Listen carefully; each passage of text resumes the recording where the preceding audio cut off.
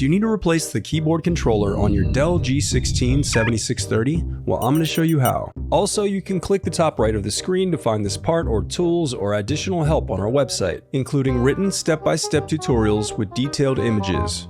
Now that that's out of the way, let's jump into it. First, unscrew the bottom base cover.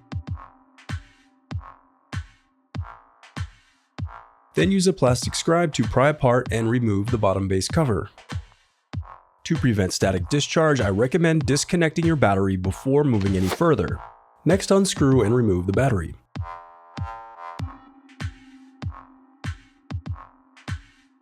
Now unclip the locking tabs to disconnect the keyboard controller.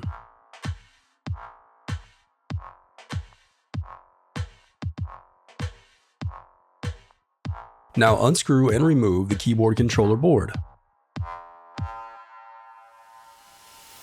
The reassembly of your laptop is as simple as following your steps in reverse.